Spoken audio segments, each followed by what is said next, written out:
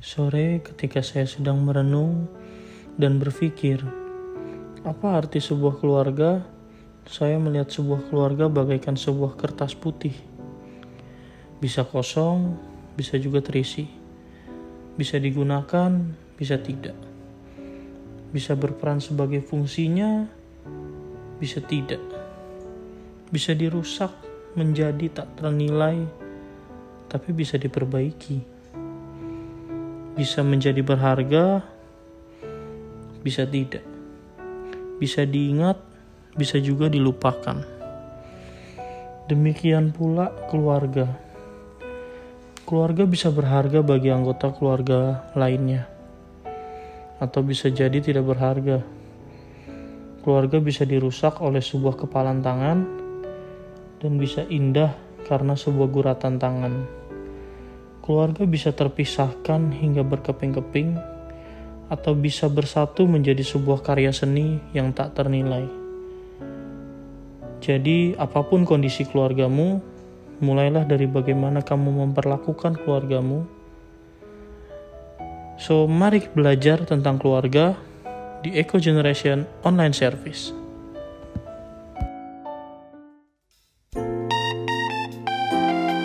Sungguh ada kuasa di dalam nama Yesus, yang percaya boleh katakan amin. Ya.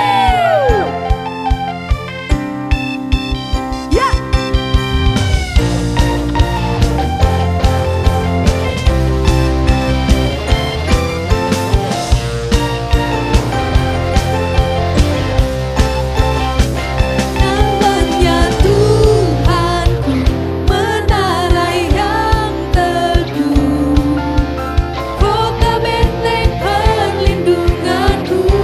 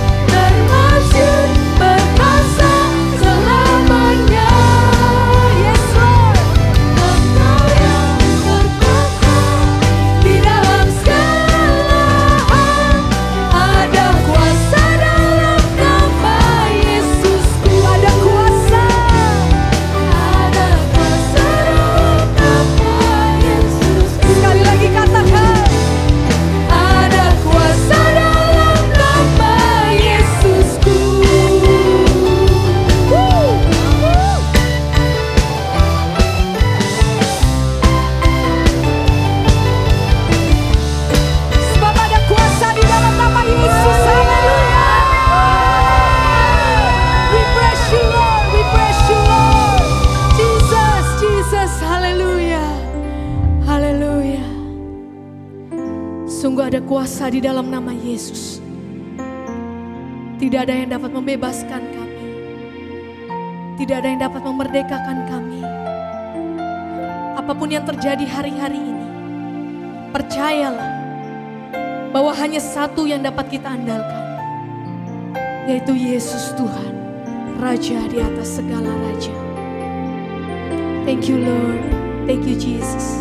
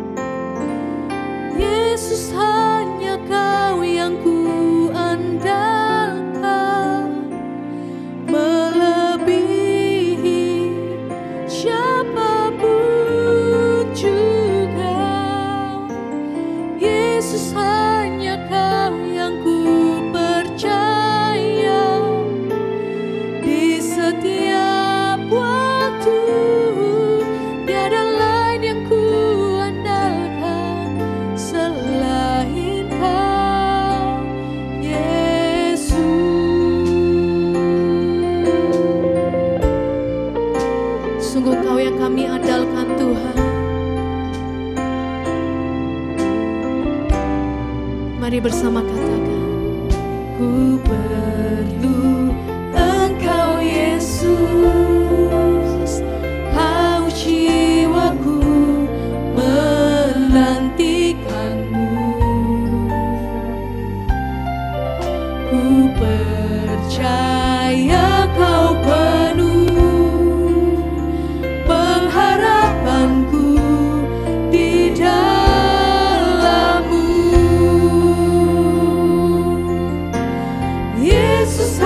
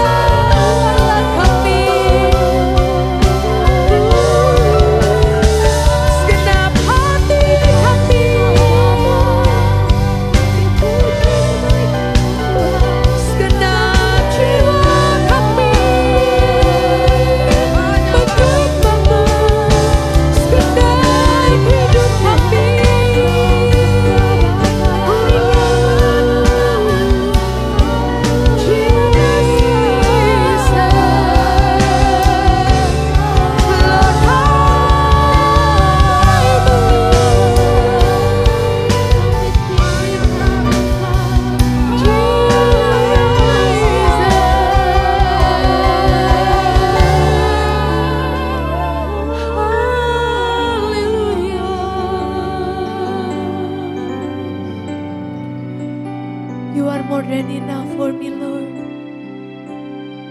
You are more than enough for us, Jesus.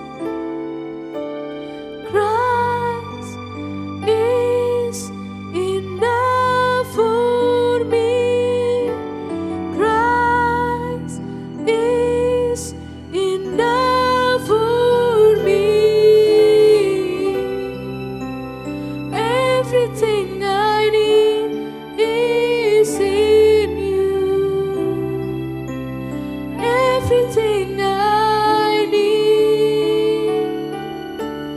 Christ is enough for me. Christ is enough for me. Everything I need is in everything I need. Everything Christ is enough. Christ is enough for me. Christ is enough for me. Everything I need is in you. Everything I have decided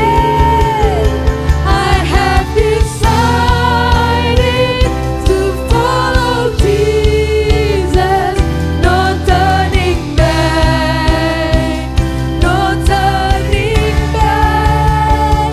I have decided to follow Jesus, no turning back, no turning.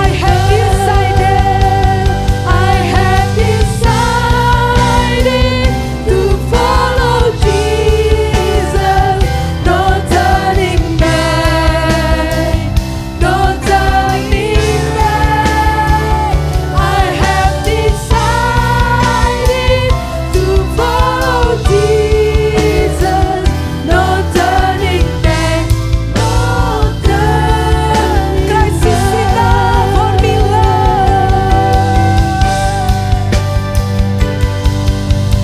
Christ is enough for me. Christ is enough for me. Everything I need is in everything I need.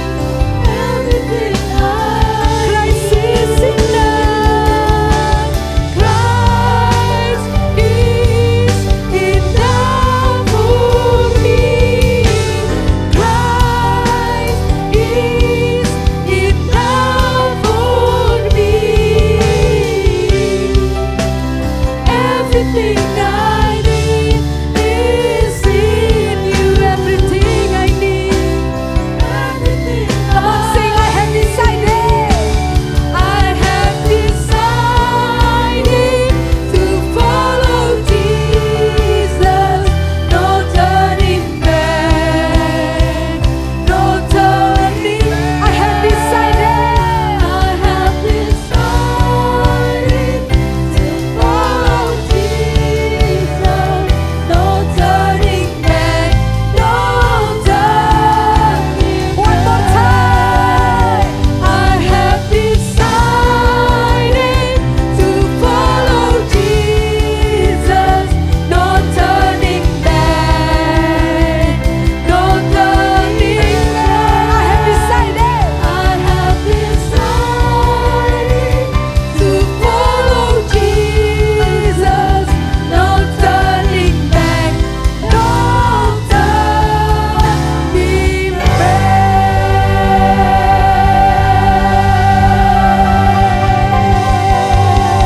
Hallelujah.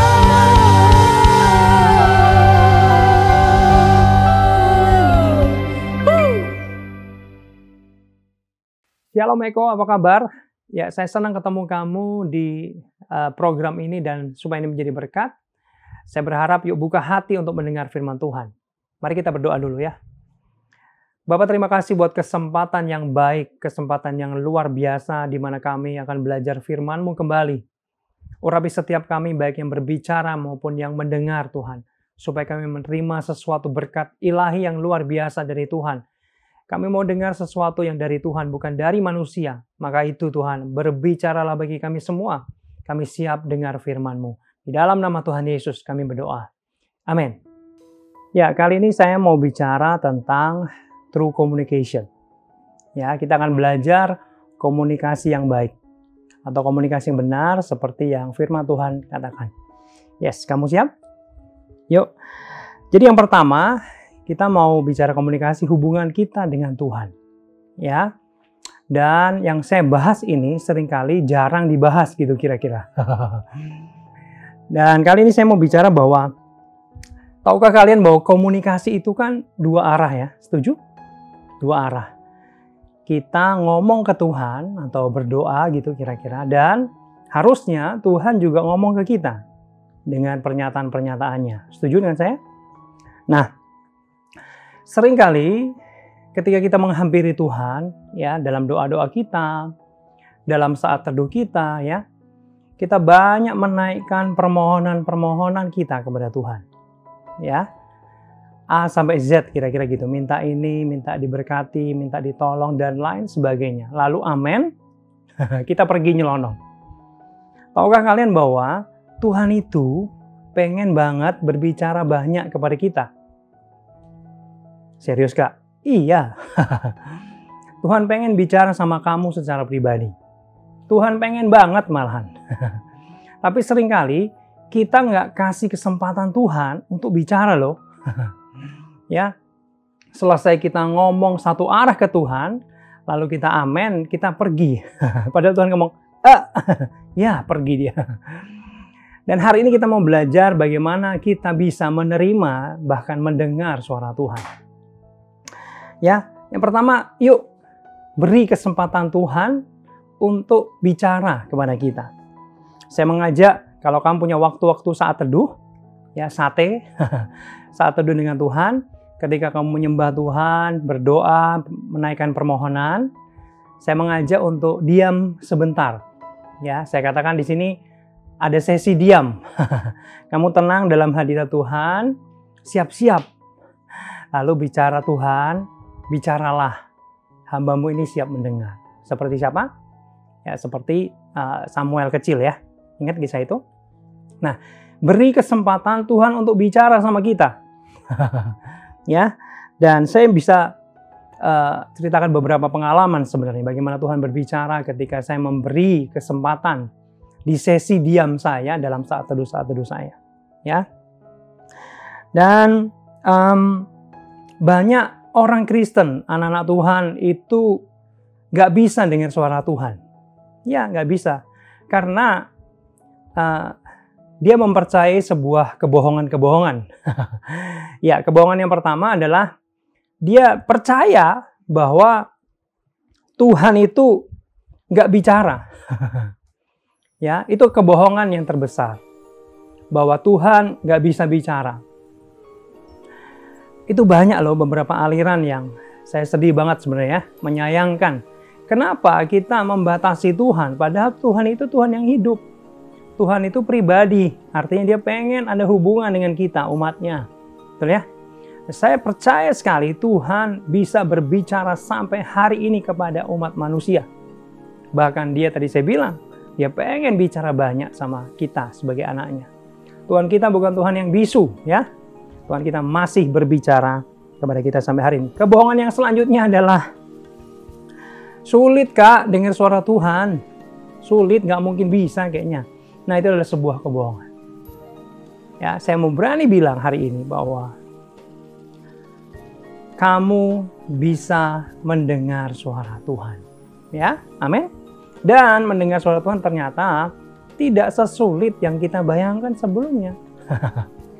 Ya, memang sesi atau tema mendengar suara Tuhan ini sebenarnya harusnya bisa disajikan dengan kayak seminar gitu, tanya jawab supaya lebih jelas ya, tapi karena waktu terbatas saya hanya bisa bagikan apa yang bisa saya bagikan. Ya mungkin ada kalau ada kesempatan yang lain ya. Nah, Lalu pasti kalian dalam benak banyak yang bertanya, Kak, terus gimana cara dengar suara Tuhan? Nah, saya mau kasih tips bagaimana bisa mendengar suara Tuhan dengan simpel. Jadi gini, Tuhan kita itu adalah Tuhan yang roh, betul ya? Keberadaannya roh, betul ya? Nah, coba sekarang kita berpikir logika saja. Ketika roh ini berbicara kepada kita, ya, kira-kira dari keadaan kita ini, siapa atau yang mana yang menerima suara roh Tuhan itu? Dan diri kita ini terdiri dari 3. Apa? Roh, jiwa, dan tubuh. Ya. Dan kalau Allah itu roh berbicara kepada kita, automatically yang menerima suara Tuhan dari kita adalah siapa? Roh kita. Yes. Nah, seringkali gini. Seringkali Tuhan ngomong sama kita, roh kita nggak siap. Roh kita nggak cukup bugar. Roh kita setengah sempoyongan gitu. Roh kita nggak sehat. Sehingga susah untuk mendengar suara Tuhan. Nah, kalau kamu pengen dengar suara Tuhan dengan mudah, saya pengen ngajari kamu sedikit bahwa yuk perkuat roh kamu. Amin. Roh kamu harus bugar. Roh kamu harus kuat. Nah, gimana caranya? Caranya pasti kamu tahu lah ya. Kasih makan itu rohmu. Ya. Kasih makan. Makanannya apa? Makanannya karena ini roh, makanannya adalah hal-hal rohani. Ya. Kamu sukalah baca firman Tuhan. Ya, itu rohmu sedang makan. Kamu sukalah nyembah-nyembah Tuhan. Ya. Suka nyembah Tuhan itu membuat rohmu juga makan, connect dengan Tuhan dan segar bugar. Ya. Lalu perbanyaklah ya dengerin lagu-lagu yang rohani ya, yang mungkin tulisannya baitnya itu diambil dari firman Tuhan. Lalu dengar khotbah itu sering lah ya, supaya apa? Rohmu kuat. Ya, rohmu kuat.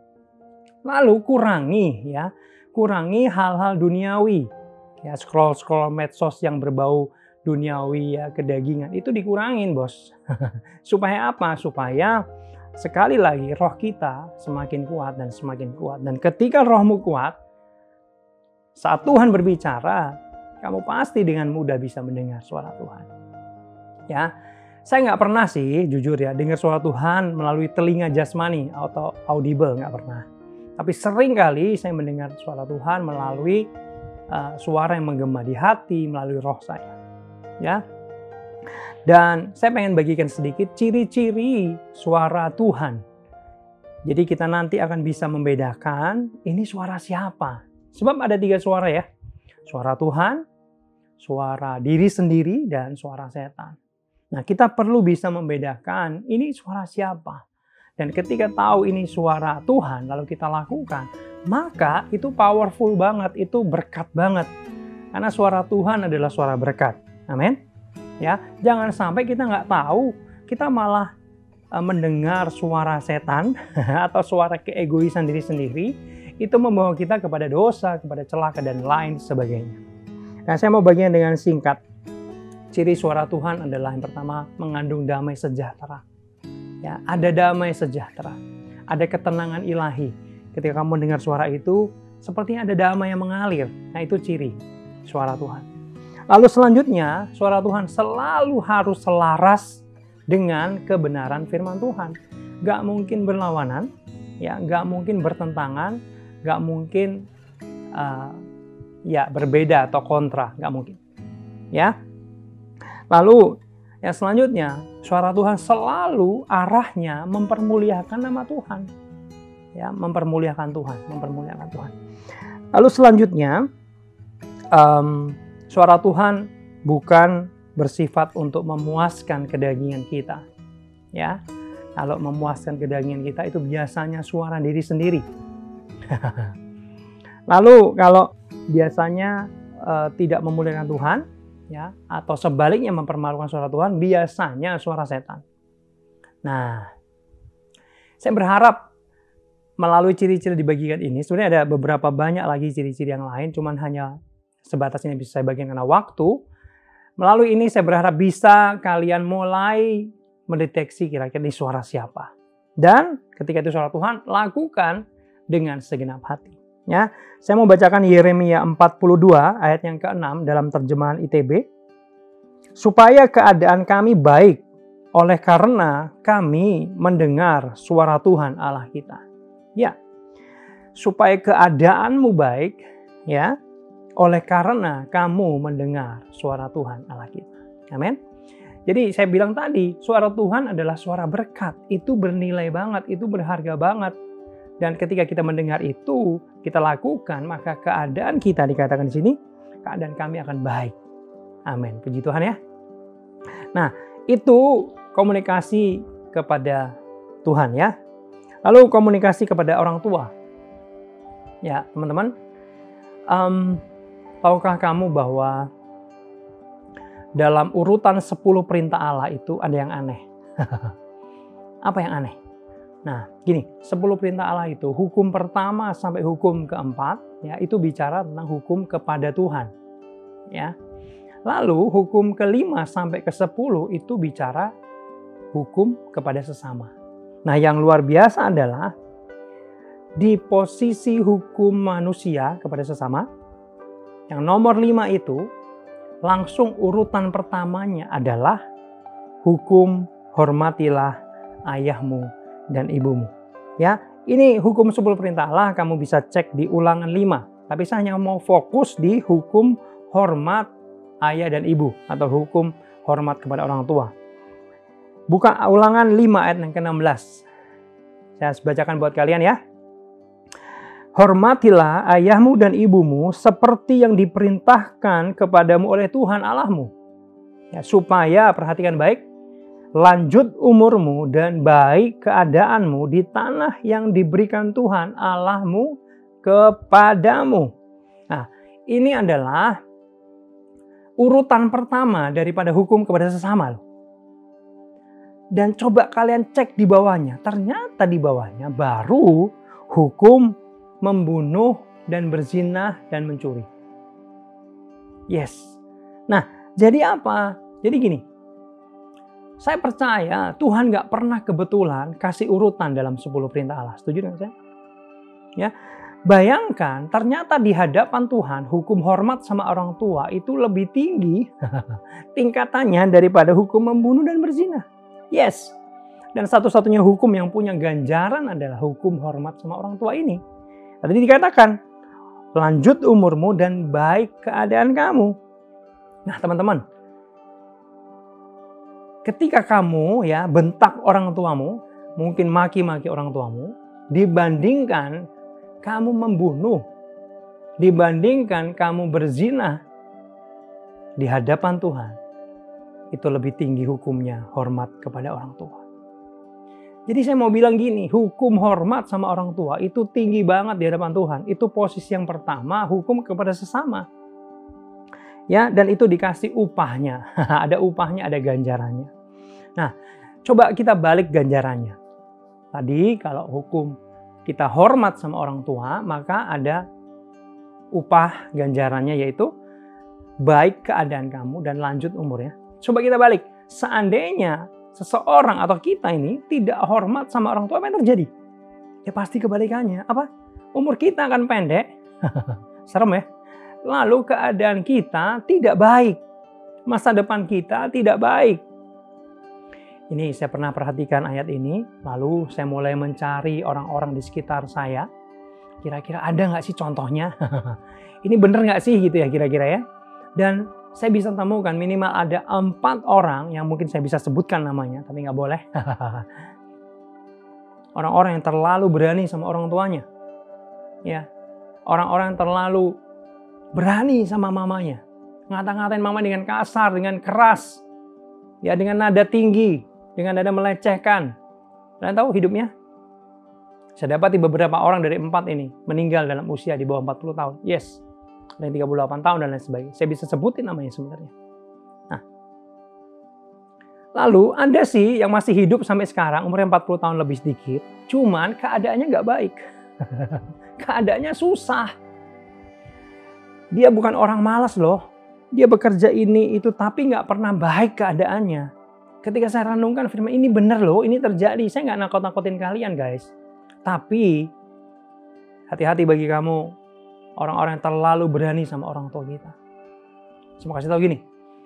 Mungkin saja kamu yang benar daripada orang tuamu. Ya, tapi saya mau kasih tahu. Tetap aja kamu nggak boleh kurang ajar. Amin. Kamu nggak boleh terlalu berani sama orang tua kamu. Gini. Orang tua itu seperti wakilnya Tuhan buat kamu di rumah kamu. Kamu harus hormati. Nggak boleh terlalu berani. Nggak boleh kurang ajar. Mami saya dulu ketika didik saya ya. Saya ini pasti benar nih ya. Tapi ketika saya songong. Tahu songong? Songong itu bahasa Ibrani. Enggak ya. Songong, kurang ajar. Dan mami saya bilang ini, jangan kurang ajar ya. Nadamu sudah tinggi. Oh iya bos, maaf bos. Kita harus belajar hormat sama orang tua kita. Tapi kak, gak ada catatannya bos di belakangnya. Kalau orang tuamu baik, kalau orang tua bisa dipercaya, kalau orang tua bisa dipegang omongannya. No. Gak ada buntutnya ya. Apapun gak ada orang tua kamu, yuk belajar menghormati mereka. Karena mereka adalah wakil Tuhan di dunia ini buat kamu. Jangan terlalu kurang ajar, jangan terlalu berani. Ya, lalu saya pengen kamu benar-benar bertobat. Kamu kalau ada orang-orang yang berani sama orang tua kamu harus bertobat. Nah, saya khawatir keadaanmu tidak baik-baik saja dan pendek umurmu. Alkitab yang bilang, bukan saya. Ini mungkin agak serem, tapi biar ini menegur kita bahwa kita bertobat ya, supaya keadaan kita baik dan panjang umur kita. Katakan amin. Ya. Lalu selanjutnya yang terakhir adalah bicara atau komunikasi kepada sesama. Ya, kita baca ayat ya. Efesus 4 ayat yang ke-29. Ini ayat yang sudah sering kita baca, tapi kita tetap mau belajar hari ini. Janganlah ada perkataan kotor. Halo, siapa yang suka perkataan kotor? Bad word. Suka maki, suka ngumpat, ya. Janganlah ada perkataan kotor keluar dari mulutmu, tetapi pakailah perkataan yang baik untuk membangun. Di mana perlu supaya mereka yang mendengarnya beroleh apa teman-teman? Kasih karunia. Boleh saya minta renungkan sebentar? Sekarang cek hidup kamu dengan perkataan kamu itu. Kira-kira perkataan kamu itu jujur ya, dengan hati yang jujur. Banyak negatif yang keluar atau positif yang keluar yang kamu sampaikan kepada sesama kamu, teman-teman kamu. Ya, apakah kamu sering berkata-kata kotor, kata-kata kasar, umpatan?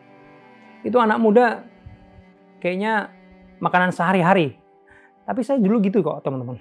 Ini ngaku aja. Tapi ketika saya tahu kebenaran, saya mau mulai belajar. Ya, mulai belajar nggak bisa langsung stop berhenti nol, nggak bisa. Harus ada prosesnya. Ya, jangan sampai gini. Kamu nih di gereja nyembah Tuhan, mungkin sekarang gereja online ya. Nyembah Tuhan kayaknya keren banget gitu. Tapi dengan mulut yang sama, di luar gereja kamu pakai mulut kamu itu untuk berkata-kata tidak benar, najis. Halo.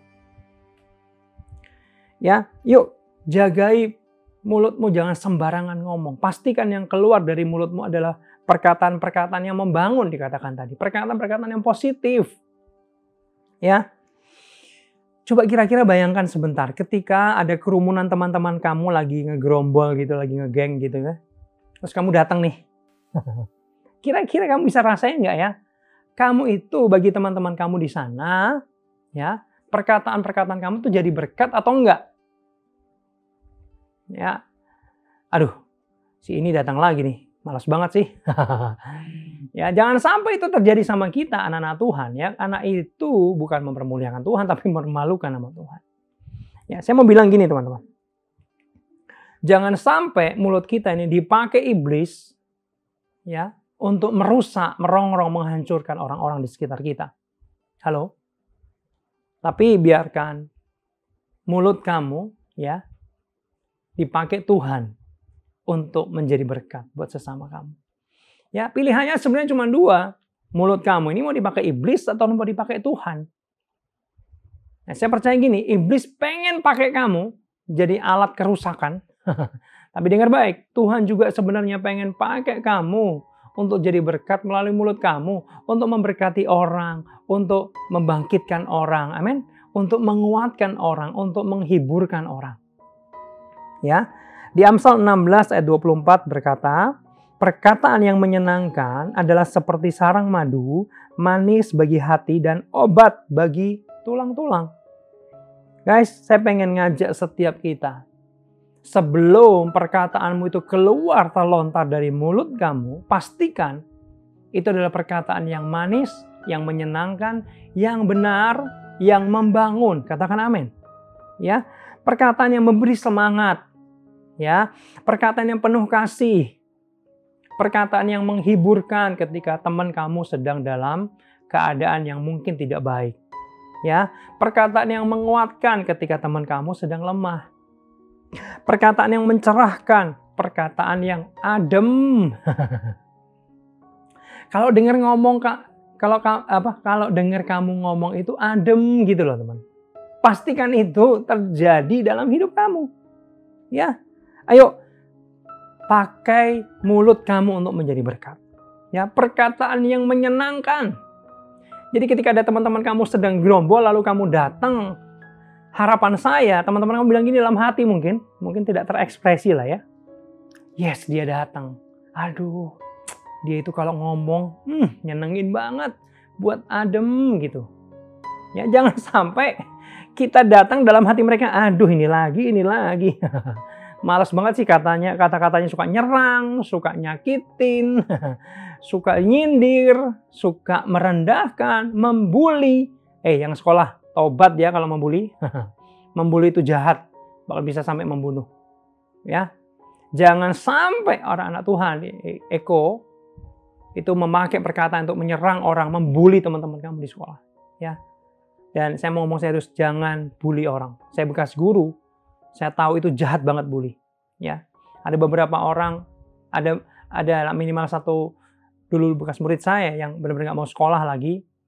Dia pengen bunuh diri karena apa? Di sekolah dibully sama teman-temannya. Ya. Lalu ada perkataan-perkataan yang bercanda porno, ya. Lalu perkataan-perkataan yang nyakitin, kalau bahasa Jawa mungkin nyelekit gitu, kalau dengerin nggak enak gitu, nyakitin gitu. Itu harus bertobat. Buang itu semua dari hidup kamu, dari mulut kamu, dan serahkan mulut kamu ya untuk dipakai Tuhan, dan ganti itu semua dengan perkataan-perkataan tadi saya sebutkan, yaitu perkataan yang memberi semangat, amin, perkataan yang penuh kasih, perkataan yang menghiburkan, ya, perkataan yang menguatkan, ya, perkataan yang mencerahkan, adem, dan menyenangkan, menjadi berkat.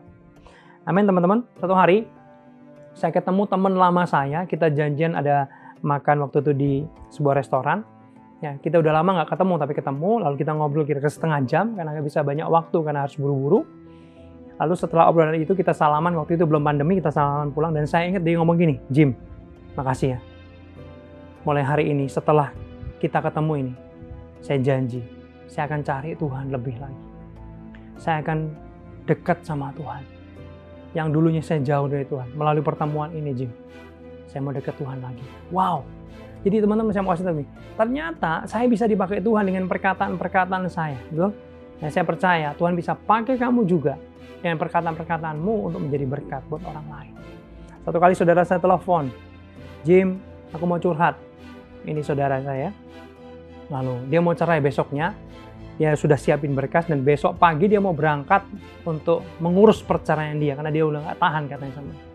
Lalu ketika kita ngobrol, ya selesai, besoknya dia telepon lagi, Jim, setelah ngobrol sama kamu, gue nggak pengen cerai, gue nggak jadi cerai.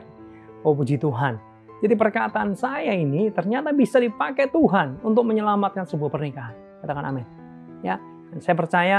Yuk minta mulut kamu dikuduskan oleh Tuhan. Amin. Supaya kamu juga bisa dipakai untuk jadi berkat buat orang lain. Ketika engkau datang dalam suatu perkumpulan teman-teman kamu hadir dalam rumah teman kamu mungkin, ya, teman kamu itu merasa, yes, dia datang. Dia itu, ya ampun, kata-katanya selalu menguatkan, selalu jadi berkat. Kamu dirindukan karena perkataan kamu adalah perkataan yang benar, perkataan yang membangun, perkataan yang memberkati. Yes, terakhir saya mau bilang, Tuhan mau pakai kamu jadi berkat melalui perkataan. Saya pikir itu yang bisa saya bagikan. Yuk kita satu dalam doa. Bapa, terima kasih untuk firman-Mu pada hari ini. Biar hari ini kami diingatkan Tuhan. Yang pertama bahwa Tuhan masih berbicara kepada umat-Nya sampai hari ini. Kami mau belajar mendengar suara-Mu. Dan kami pasti bisa oleh pertolongan Roh Kudus dalam hidup kami. Ajari kami hormat sama orang tua dengan perkataan atau melalui perkataan-perkataan kami. Tuhan, ampuni perkataan kami yang seringkali terlalu berani sama orang tua kami, yang adalah wakil-Mu bagi kami di keluarga. Tuhan, tolong kami punya perkataan-perkataan yang sopan, yang menghargai, yang mau dengar-dengaran akan perkataan-perkataan orang tua kami.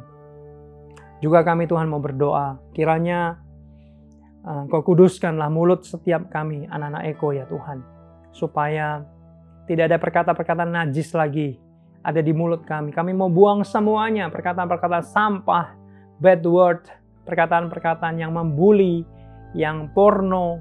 Kami tolak semua, kami keluarkan dalam nama Tuhan Yesus. Dan kami mau Tuhan pakai mulut kami semua untuk menghiburkan orang, untuk memberikan kekuatan, untuk memberikan kasih, untuk memberikan penghiburan. Biar Engkau pakai setiap kami melalui perkataan mulut kami ini menjadi berkat buat banyak orang dan mempermuliakan nama-Mu. Terima kasih Tuhan. Kami bersyukur buat firman-Mu yang kami terima di dalam nama Tuhan Yesus.